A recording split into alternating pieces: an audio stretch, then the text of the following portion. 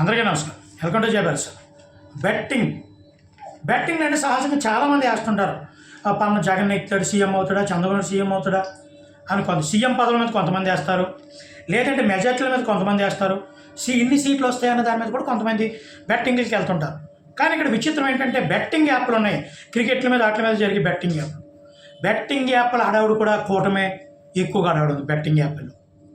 దాని వివరాల్లోకి వెళ్తే బెట్టింగ్ యాప్ల్లో చాలా వరకు కూటమికి ఇన్ని సీట్లు వస్తాయి, కూటమి ఇన్ని సీట్లు నెగ్గుతుంది, కూటమి అభ్యర్థుల్లో ఈ ముఖ్యమైన స్థానాల్లో ఎంత మెజార్టీలు వస్తాయి, వీటి మీద జరుగుతుంది తప్ప వైసీపీకి ఇన్ని సీట్లు వస్తాయి అంటే బెట్టింగ్ యాప్లు ఎలా ఉంటుందంటే కూటమికి 100 సీట్లు వస్తాయని కొంతమంది, దాని మీద బెట్టింగ్ 105 వస్తాయని, లేకపోతే 150 వస్తాయని, 160 వస్తాయని బెట్టింగ్ యాప్లు ఇవే ఎక్కువగా జరుగుతున్న పందేలు.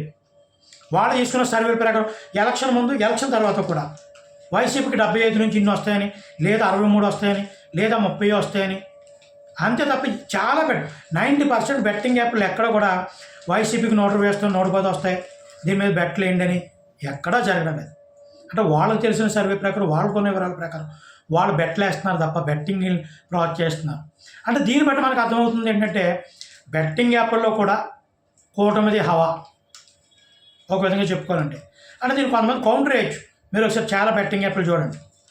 కూటమి మీద మెజార్టీ, కుప్పంలో చంద్రబాబు ఇంత మెజార్టీతో నెక్కుతాడు, జగన్మోహన్ రెడ్డి ఎంత మెజార్టీతో నెక్కుతాడు, లేదా పిఠాపురంలో పవన్ కళ్యాణ్ ఎంత మెజార్టీతో నెక్కుతాడు, ఎన్డీఏ కూటమి ఎంత మెజార్టీతో సీట్లు కైవసం చేసుకుంటుంది, లేదంటే జనసేనకి ఎన్ని సీట్లు వస్తాయి, టీడీపీకి ఎన్ని సీట్లు వస్తాయి, బీజేపీ, ఈ విధంగా బెట్టలు జరగడం జరుగుతుంది.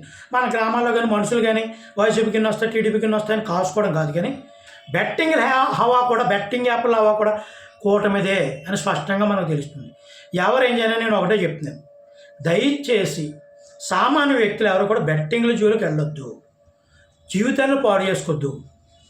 ఏ పార్టీ అధికారంలోకి వచ్చినా సామాన్య వ్యక్తులకి కొన్ని పథకాలు వస్తాయి తప్ప జీవితాలు ఉరిగేది ఏముండదు. ప్రజాస్వామ్యంలో రాష్ట్ర అభివృద్ధి కావాలి, మంచి పనులు జరగాలని కోరుకోవడం తప్ప దయచేసి బెట్టింగ్ యాప్కి వెళ్ళొద్దు. బెట్టింగ్ యాప్లో కదా బెట్లు చాలామంది 20,000, 30,000 లక్షలు కూడా కాయడం జరుగుతుంది. డబ్బున్న వాళ్ళు కాయొచ్చు, వాళ్ళకు 1,00,000, 2 లక్షలు, కోటి రూపాయల పని పెద్ద లెక్కేం ఉంటుంది. కానీ సామాన్య వ్యక్తులు, మధ్యతరగతి వ్యక్తులు బెట్టింగ్ యాప్లకు వెళ్ళి జీవితాలు పాడు చేసుకోవద్దని మనస్ఫూర్తిగా కోరుకున్నాం. జై భీమ్.